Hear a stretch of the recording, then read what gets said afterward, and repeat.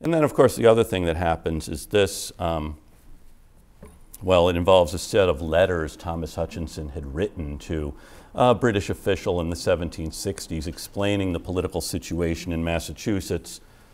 And these fell into the hands of Benjamin Franklin. In the midst of this big fight between the Assembly and the governor, Franklin in England, as the Assembly's representative, finds these letters that Hutchinson wrote, telling, quite frankly, what he thought about the Assembly and members of the Assembly, and he sends them to Samuel Adams.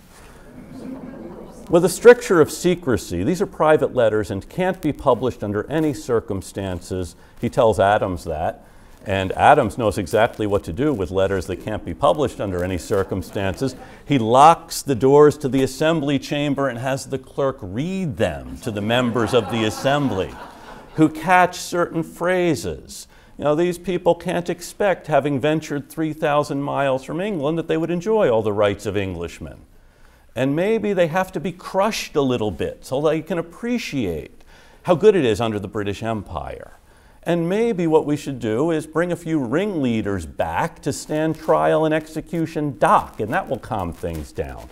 Other than that, the letters are pretty mild, but people do hear some of these phrases, and actually then after about 2 weeks, as members go out and tell people what they have just heard, and this finds its way into the public press, Adams announces he's found another set of the letters that don't have the same strictures of privacy. These can be published, and it may be one of the best-selling documents ever published by the Massachusetts Assembly, the letters of Governor Thomas Hutchinson to others, which ruin what was left of Hutchinson's reputation here in Massachusetts. So this destroys Hutchinson, who asks to be allowed to come back to England to plead his case. In fact, Hutchinson always referred to England as home, even though he was, of course, born in this town and educated in this town and spent most of his life in this town. And then, of course, in May, Parliament passed the Tea Act, not thinking at all about Massachusetts. It's always startling for us here to think that Parliament wasn't as consumed with us as we believe. I think we in Massachusetts always imagine the rest of the world watching what we do and looking for leadership from us. Parliament wasn't thinking about Massachusetts. Parliament was thinking about East India and the wealth of the Indies, and passed the Tea Act accordingly. And this, as we all know, led to this episode in December, the destruction of the tea, in which 900 some odd chests of tea were dumped into the harbor, valued at over £1.5 million. And John Adams called this an epic, said the people should never rise without doing something memorable.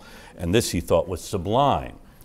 Parliament didn't think so, and Parliament responded to the destruction of the tea by shutting down Boston Harbor, suspending the government of that charter of 1691, and people and no more of these town meetings.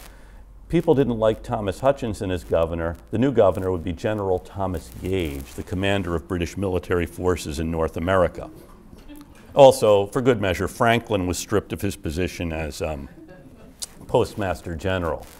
And the hearing he had arranged before the Privy Council looking into Thomas Hutchinson's malfeasance turned into an excoriation of Franklin, who was blamed as the mastermind behind all of this trouble, something that would have been news to Franklin, who wanted to preserve what he called that fragile china vase, the British Empire,